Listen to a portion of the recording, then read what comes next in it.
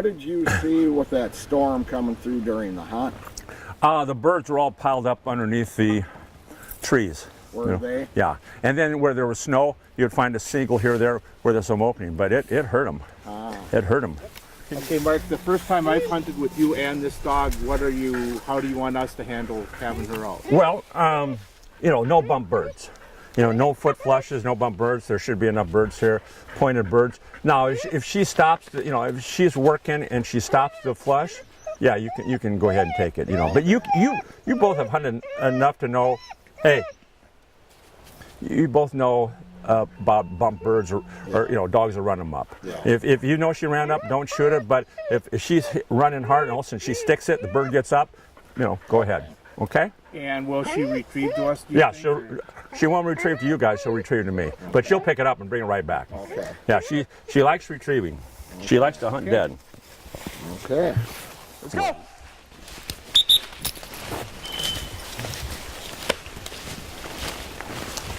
Hip!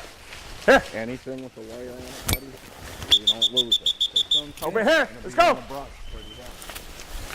Come on! You want somebody on your left? Yeah, on my left and my right. How long? Whoop.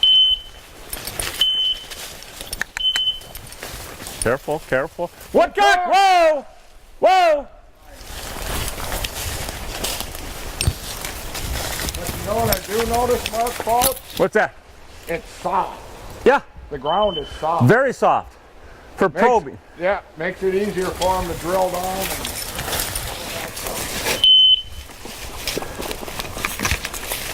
This being a trainer, we're kind of like experiments for automobiles. What I say is, at this time of year, all you're doing is driving the car and you hope you can steer it right.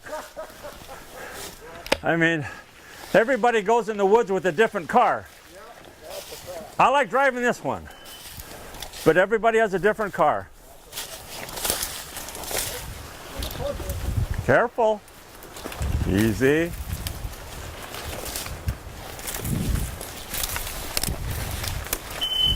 Whoop. Got her, Tommy? No bird. No bird. Come. Come here. That was the bird? Yeah. Good job, Joe. Did she have it? Yep. She had it pounded. That bird. Another bird. Gosh, there was three birds right there. Three. Come on. No, you got it. We'll let her work it out. That's a girl. Fetch it up. Come on. Fetch it up. There's 4. Fetch it up. Let's go. Hold, come. Hold. Awesome. Good job. Nice work. Whew. I thought that was the bird. That's pretty exciting. Well, I mean, how do you not know that's not the bird? I mean, she was pointing right there, right? You said take the opening, and I thought that dog's gonna bite me if I miss another one. So 4 birds, 3 birds were there. Mark had another bird. We got 4 birds out of there. So that's 8. 200 yards. Yeah. It's 9 actually, because there's a bird I foot. Oh, you did? Okay. Wow. So right through here. Come on. How do you just up there? Right. Careful now. Dead bird. Dead bird. There it is. That's the girl. Fetch it up. There you go. Come. Come. Good girl. Good shot, buddy. Thanks. Now, one thing I want to talk about. When you're woodcock hunting, we got a little wind now. Is they are probably the hardest bird to recover when it comes right down to it in the woods. Well, there's no scent cone. Right. I mean, especially, when they fly out, they air wash themselves, just like a quail. Yep. They air wash themselves, and all of a sudden they hit this, and there is no scent. And then now when you're talking, hey, we're gonna go hunting. So when there's no, Jordy, lay down. So when there's no scent cone, Right. now you're trying to pick them up, and then for me and you to try and find this bird in this cover, It's unless you have 2 or 3 impossible. marks on it, it's impossible. Always mark your birds visually That time she had a perfect mark on it. She went by it. right to it. No scent. She went right by it. That's why, you know, I'm with two people. I always say, okay, you got your mark. Yep. And then what I'll do is the person who was with me, hey, to help me mark it, and I'll stay on that straight line and keep me in there, because kind of triangle it, right. and then you have the dog in that area. Right. Jordy. Right. As you can tell, she's a little amped up. That's good. Yeah. That's a heck of a lot different little dog than I saw. Can you tell? Can you tell? I think you've been hunting her a little bit. Yeah, she likes it. Yeah, she's a nice little dog. But yeah, that's the key. Mark your birds down. Yeah, she definitely likes this game. Yep. All right, good job, my man. Thank you. Nice little female. Beautiful female. Yep. It's a nice bird. Oh, just a gorgeous bird. I love them. One of my favorite game birds in all the world, and I think one of the most underutilized game birds. Well, I know it's my favorite, and then grouse, but I mean it's the most underutilized. I mean it's incredible. Yep.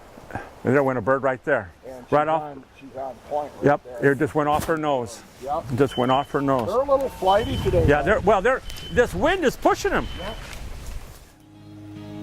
Midwest Gun Dog Kennels is your full-time gun dog training facility. For over 30 years, we've customized our training to fit each individual gun dog. We know it takes a well-trained gun dog to handle wild birds to make every hunting trip a dream trip. Let Midwest Gun Dog Kennels put excitement back into your hunt of a lifetime. Midwest Gun Dog Kennels, where experience equals excellence.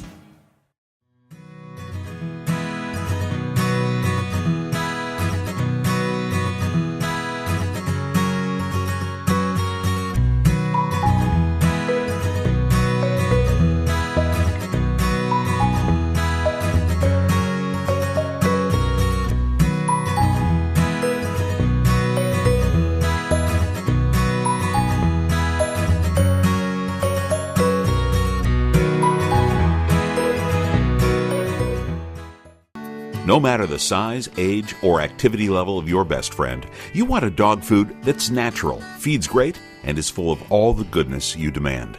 That's what we pack into every bag of Country Vet Naturals. Country Vet Naturals are just what the name says, natural goodness in every bag.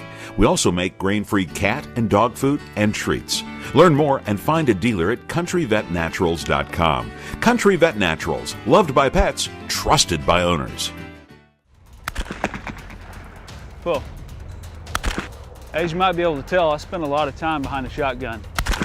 Whether it's at the clay target fields, sporting clays fields, doing exhibitions, or bird hunting, I always trust my shooting skills to the Rio elites.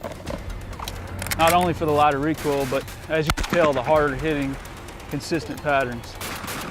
These clay targets don't stand a chance when you shoot Rio elites. Make your next day on the water even better with Airwave Pedestal, the only air suspension system that can be custom adjusted to the weight of the rider. No unreliable springs, no oil-filled shocks to leak. Our patented design utilizes a two-stage suspension system to smooth out the roughest ride, while limiting travel to an industry-leading 2 inches. This boating season, enjoy your time on the water to the fullest. Find out how at airwavepedestal.com. Here, Jordy. Good bird, good bird. We're really, really close. There's something about a scent pool. Come here. Yeah. Boy, you're a rock star there. All right. Hey, I would bite my tongue because she has been. Yeah. Congrats, baby. Now, we saw that on the ground and you had the dog work it. You want to tell people why you had her finish that process? Well, that's the reward. I think for a pointing dog, you know, the hunt is the number one thing they do, the point a second, and I like following up with a retrieve. Some people don't care about the retrieve. I think that completes the whole game process. If you have a pointing dog, it should be the best conservation tool that you have.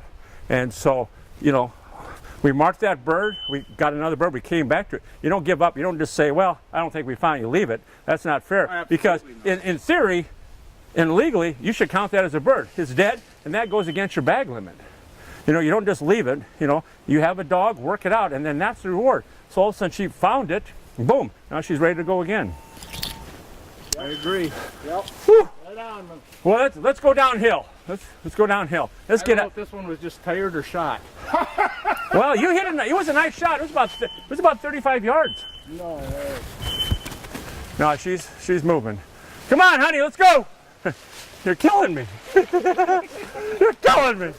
she already did a super job. I couldn't, that was very impressive. You know what I really loved about the whole thing? She never lost her head. Yeah. Mark was down on the bottom there. You're telling me it wasn't her fault. She wasn't. She'd bumping turn me. around She'd and turn run into a around bird. and a bird would pop, and she'd stop, stood the flush and watch it, and she'd turn and take 3 steps, and another one would pop, and it was like, I'm calling Woodcock, so you guys are counting them. Yeah. And I'm thinking, I don't want Mark to think she's running these birds up because she wasn't her. Yeah. She stopped every single one. She did of the flies. fantastic, Mark. Well, I love my Gordon setter, Yeah. especially my older one. Yeah. And he would not have handled that run the same because I don't handle him the same. Oh, okay. Yeah, He she does did a not have great the job. manners, Yeah, but he makes me happy. Yeah, well, I used to sign my email. A dog that hunts for you, that doesn't ruin the hunt for me, is a great dog. Yep. There And you what that means is whatever dog you have, however you hunt it, if you're happy, I'm happy. That's right. As long as it doesn't, when I say doesn't ruin the hunt for me, I'm not being selfish, but I mean, we'll be out pheasant hunting, and a dog goes on point, and a lab will come in and T-bone my dog on point, Yes. or we're working in an area with some birds, and a springer comes blowing through and blows out the whole field. That's what I'm talking about. It doesn't ruin the hunt. As long as it, Steve Grossman said the best, as long as it's a good citizen. Yeah. He used to say that. Yeah. A good citizen. And that's what I always look at dogs. As long as they're a good citizen, you're happy, I'm happy. Right. I don't, everybody has it, we talk about this, breeds, dogs, cars. You're happy, I'm happy. Yeah. That's all it is. And here's the other thing now. We're talking grouse and woodcock. The Rough Grouse Society started the American Woodcock Society. Yes, we did. How's that going? It's going well. Right now we're starting to expand there in the southern regions, because what we're finding out is a lot of the areas are not doing so well with quail. Okay. And so it seems that the woodcock are being one of those alternative sports that they're going to be picking up. Okay. When I first started going down to Louisiana, and it could be 2004-ish, somewhere around 2006, I can't remember the right date, but I remember meeting with some people down there, and at that time they said there was 4,100 registered woodcock hunters in the state of Louisiana. 4,100. Now think about that. 4,100. I mean, in Minneapolis, St. Paul, I think there's 18,500 registered, grouse and woodcock hunters, and they get those numbers off of the HIP certified, those numbers. Yeah. And so when you talk of 4,100, that's nothing. No. Think of the duck hunters and think of the deer hunters. So again, it's one of those underutilized game birds. Right. And people, take them for granted. It's just kind of they're out there. But this, even today, you got to work. Yep. You got to put some shoe leather on. I mean, it's not walking CRP grass, or you're not sitting on a bucket calling a turkey in, or sitting in a boat calling it. Grouse and woodcock, you got to put some shoe leather on. Yeah. And that's what kind of, to me, sets it apart from most other upland sports. Is you have to put the work in. Well, you guys at RGS, you brought on Ben Jones, Okay. and what's he bringing to the table, Mark? Well, Ben's coming from a forestry background. He worked for the Pennsylvania Game Commission, and so what I'm excited about is he's looking at some other, when I say markets or other avenues, as far as getting involved with all these state agencies that he's connected, and his vision for the Rough Grouse Society is not so narrowly scoped, meaning Rough Grouse and American Woodcock Society, meaning that we're inclusive to deer hunters and turkey hunters and everybody, because when we're talking about forest diversity, we're talking about all those other species. Right. So when we start doing a clear cut or having age classes out there, who benefits from that? Not only grouse and woodcock, deer hunters, Right. turkey hunters. So why should we be so narrowly scoped and just say we're only doing this for us? Right. We're doing this for all. Right. So if we open up our arms and broaden our search for that, other hunters or other groups of hunters will be inclusive, because they know we're doing something. Right. And also we're really reaching out to the timber industry, the loggers, because again, we're very supportive of what they do. So we need to get those, and Ben has the wherewithal to really bring that to the table. Right. which is pretty, to me, it's pretty exciting. Ben is younger. He's, well, pretty much everybody's younger than me and you, Tommy. Yep. You know, but I'm very, as I say, I'm very immature for my age. But, you know, so we have some, you know, we have some new legs, some new energy. And, you know, for me personally, I think it's very exciting for the next, you know, 5 to 10 years, our growth, where we're going and how we're going to get there. Well, This volunteerism is, you know, sometimes it's a dirty word, you know, because when you talk volunteerism, they think, a lot of people think it's a lifetime commitment, right? You know, and I always say, well, let's break it down for hours. Can you give me 4 hours? Can you give me 8 hours? So when you start putting hours into it, it's much easier to process. I agree. Mark had invited me to come up and use my dog for 2 of these women's introduction to wing shooting events, and the first one was about a 3.5-hour drive for me, and all the way home, all I could think of was going out and doing it again. Yeah. Well, And it was hot, and I was worried about my dog, and these women, bless them, they didn't have to. I could have got another adult dog from the hunt club, and they said, let's run that puppy. Let's put that Now think about that. puppy out. Yeah. And he was amazing, and they were cheering him and clapping, and so it's not a thankless job. It really no. When you're talking to diversification, not only in your programs are you starting to do that, but in your mentorship program you're doing that. Tell us about the program for the ladies. Well, you're really behind it, Mark. Well, the Women's Intro to Wing Shooting, right now we've had a class in Grand Rapids. This is our 3rd year up in Grand Rapids, Minnesota. This is our 2nd year in Duluth Superior. This is our 1st year in Keene, and we're starting to expand it out east, and then Michigan's looking at it. But it's one of those classes that there's so much potential in there, and you know, I would prefer that women teach women, but you know, right now it's not there. So we're developing the program where some of the women that are taking the class these last few years are able to do the teaching. Dennis Foster here. I'd like to introduce you to the Dorado catch and release boat latch system. It's back the trailer into the water, pop the cord, and away we go.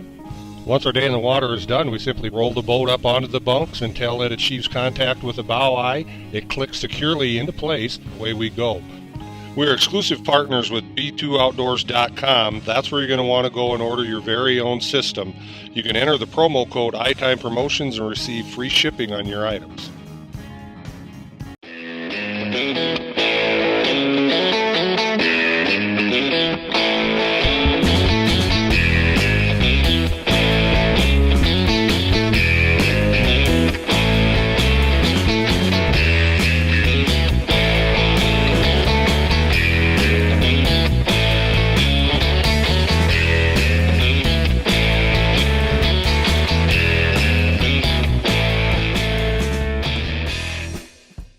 When it comes to dog food and treats, you want something natural.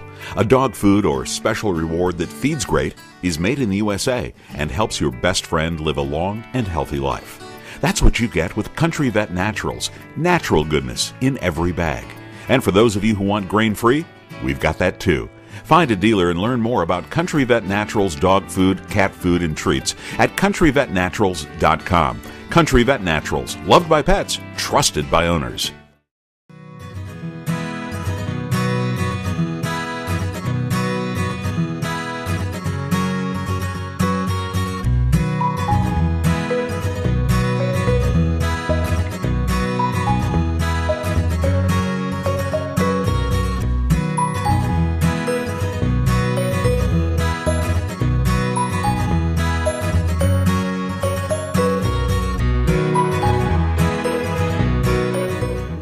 Take off and move. Okay. Mark, and we're hunting public land. Yep. Tell us about how many acres Wisconsin has and where you can find that information for some of these people to help them. Well, I think Wisconsin's similar to Michigan and similar to Minnesota, about 1 million acres of public land. Yeah. And you know, most of your state forest offices or DNR offices, you know, they have maps as far as where the lands are. And then in Wisconsin, you got counties, and then each county seat has a plot book.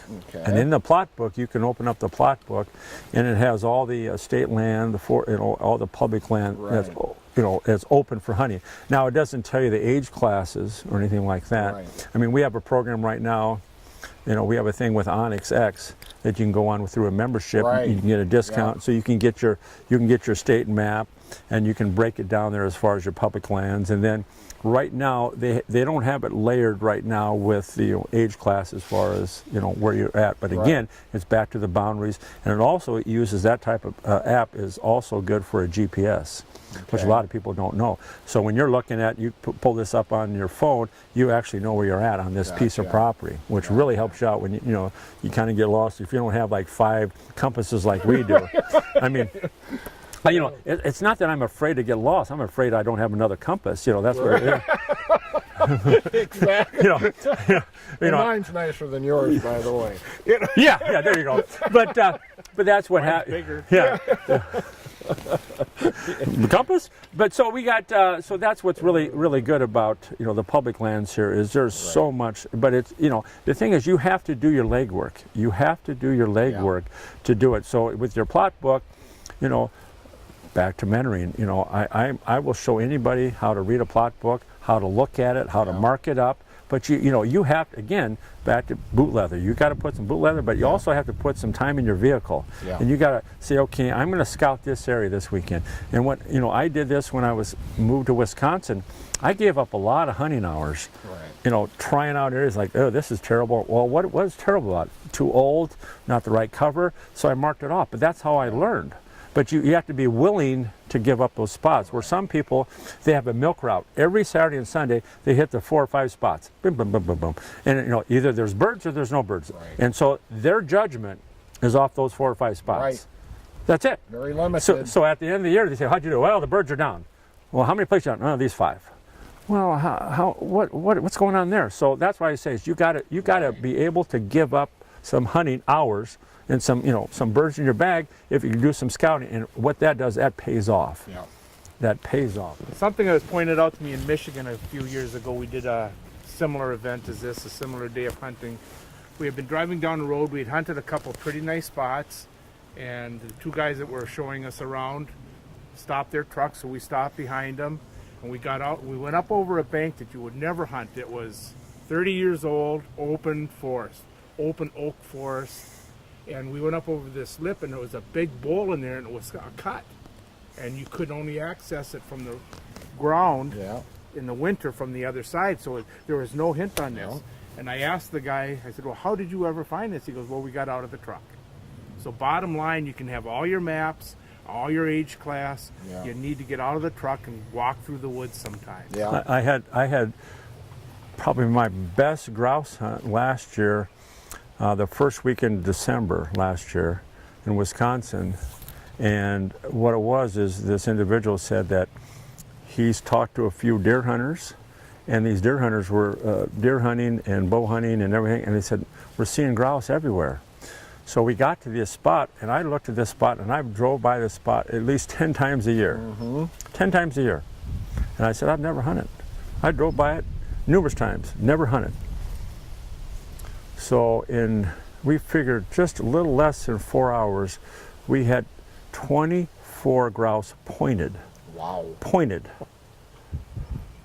And we could see the grouse. There was one time we had 3 dogs that stuck this grouse, stuck it. I could see it going up and down, and I still missed it. But that's not the point. Wow. The point is, we went by this area. Now, if it wasn't for the information from these deer hunters that had been on the ground, and hunting, but it was an old forest, it was old oak, lots of oak, and it had snowed the week before, frozen, so all the swamp and it was all frozen, and the weeds, and it was just fun, and so much fruit. Hazel was everywhere, but I would have never hunted it.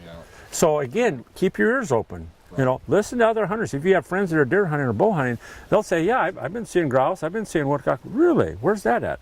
And that's where you get your, but again, that's doing your homework. Yeah. It's easy for me to call you up and say, I'll give you these 3 spots. That's easy. What are you learning? You're not learning anything. Right. But the public lands, we are spoiled. I mean, Well, and when I hear the politicians talk about selling public land, honest to God, I'm sorry, I cringe. Well, the tax, everybody says, well, when they sell it, it helps the tax base. It's just the opposite. Yes. It's just the opposite, because all the services, everything that goes into that, once it's sold, you know, the roads, but what happens is when you sell these public lands, they end up getting landlocked. Yep. So you'll have 1,000 acres or 10,000 acres surrounded by private landowners, so they have their own honey hole. The only way you could hunt that is drop out of a helicopter. Yeah. Well, how's that serving the public? When it was bought with public land. Well, it was bought with public money. That's, yeah. And then, you know, it's kind of like double dipping. Yeah. You know, so it really, you know, we've been fortunate. We worked with the Minnesota deer hunters in Minnesota, did a big project. We bought a lot of the Blandon paper, Rough Grouse Society, and Minnesota deer hunters, and we're doing some more of that in other states. Well, and here's the other thing about the public lands. They bring lots of money into the communities. Gas, food, equipment, all that stuff hunters need. That goes right into the local economy of those towns around that public land. Plus, when you do, you know, proper forest management, also that creates money. Yep. It creates jobs. Yep. That's what people forget. That creates jobs, you know, in that community, because, you know, some of these smaller towns, that's what they rely on. Right. You know, the loggers, that's how they live. Yep. Yep. You know, so again, when you take that out of that tax base, or that, you know, everybody says, oh, it's better. No, it's just when you drill down, it's just the opposite. Right. But a lot of people, you know, don't want to drill down because they don't really want to, you know, get to the truth. Well, and I think on that note, let's go try another piece of public land and show people that yes, there are birds on this stuff. Just a few. I'm good. Unbelievable, man. We got a couple limits. We got a grouse. I think we're all done, aren't we? All done. Thank you very much. Good job, man. Man, Wow. Don't you think? I owe you big time. Yeah. Hey. Wow. Got to come to Minnesota where you have to work for the birds. Well.